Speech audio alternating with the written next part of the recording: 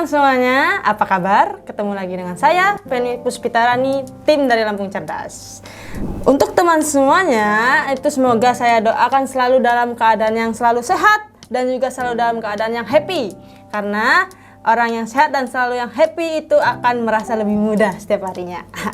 Nah, kali ini saya akan sharing sama teman-teman semuanya mengenai buku yang sudah baca, yaitu buku mengenai psikologi komunikasi.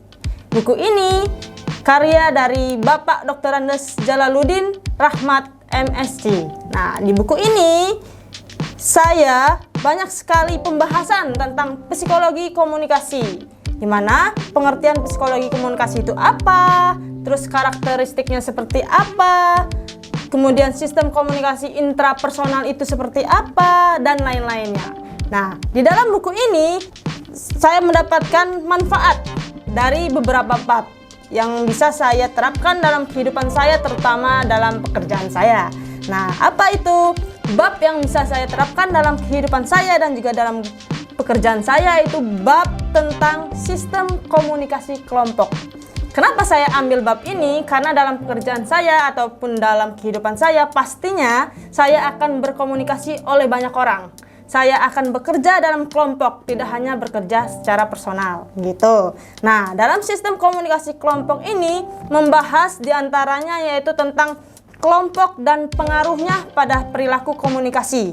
Kemudian faktor-faktor yang mempengaruhi keefektifan kelompok dan bentuk-bentuk komunikasi kelompok. Nah, kita akan bahas dari kelompok dan pengaruhnya pada perilaku komunikasi.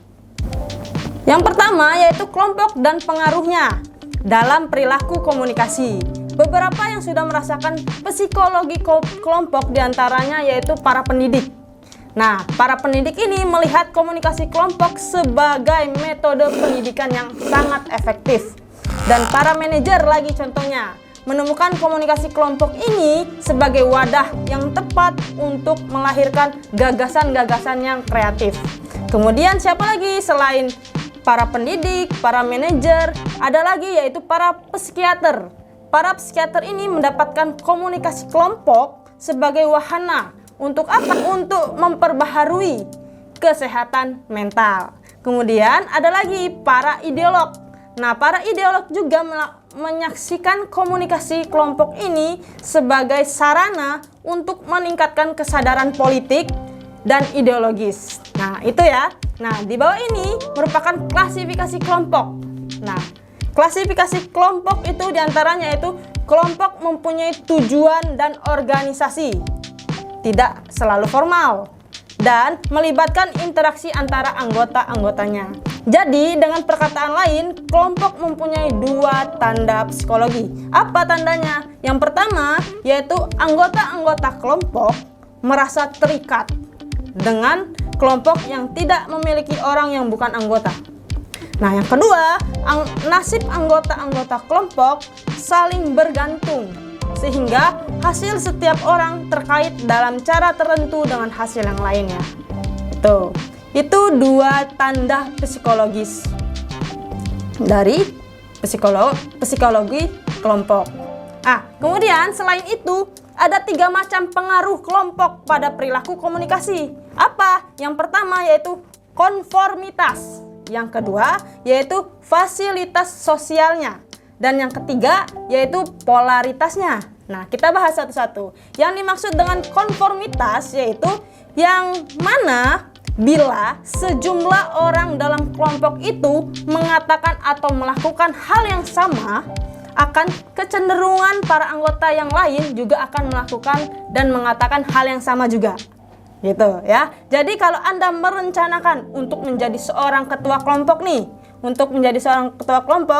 aturlah rekan-rekan atau anggota kelompok Anda itu untuk meminta, ketika Anda meminta persetujuan anggota, usahakan rekan-rekan Anda atau anggota kelompok Anda itu secara berurutan menunjukkan persetujuan tersebut, gitu. Sehingga timbullah kesan seakan-akan seluruh anggota kelompok itu sudah setuju, gitu. Yang kedua yaitu fasilitas sosialnya. Nah, dalam fasilitas sosial yang dimaksud yaitu di mana ketika contoh banyak pemain teater nih yang mengalami kejadian aneh. Nah, waktu latihan mereka merasa akting mereka selalu mengecewakan. Tetapi ketika waktu pertunjukan, sebenarnya akting mereka meningkat tanpa mereka pahami. Nah, ketika itulah mereka fasilitas sosial di mana menunjukkan kelancaran atau peningkatan kualitas kerja karena ditonton suatu kelompok gitu. Karena merasa ditonton oleh suatu kelompok, maka akting mereka merasa bagus. Itulah yang dimaksud dengan fasilitas sosial. Yang ketiga yaitu polarisasi. Yang dimaksud dengan polarisasi merupakan bentuk komunikasi di mana orang cenderung membuat keputusan yang lebih berani ketika mereka berada dalam kelompok, yaitu ya, polarisasi itu adalah cenderung seseorang itu bentuk komunikasi di mana orang cenderung membuat keputusan itu lebih berani ketika dalam suatu kelompok gitu. Yang kedua yaitu faktor situasional atau karakteristik kelompok. Faktor situasional atau karakteristik kelompoknya. Yang mana yang lebih benar? Lah, lebih banyak anggota kelompok lebih baik atau makin banyak anggota makin kacau. Nah, faktor situasional atau karakteristik kelompok itu yang mana yang lebih benar? Lebih banyak anggota kelompok lebih baik atau makin banyak anggota kelompok lebih kacau? Tuh pertanyaannya. Nah, jawaban para psikolog sosial ternyata tidak sederhana. Gimana jawabannya? Hubungan antara ukuran kelompok dengan prestasi kerja kelompok bergantung pada jenis tugas yang harus diselesaikan oleh kelompok, gitu ya. Dimana jawabannya adalah antara ukuran kelompok dengan prestasi kerja itu bergantung jenis tugas yang dikerjakan atau yang diselesaikan, gitu. Tugas koaktif atau tugas interaktifnya. Pada tugas yang pertama, masing-masing anggota bekerja sejajar dengan yang lain, tetapi tidak berinteraksi. Ini yang pertama, mereka bekerja sejajar, sama mereka bekerjanya, tapi tidak berinteraksi, gitu. Nah, pada tugas yang kedua, anggota-anggota kelompok berinteraksi secara terorganisasi untuk menghasilkan produknya. Kemudian keputusan atau penilaian tunggalnya.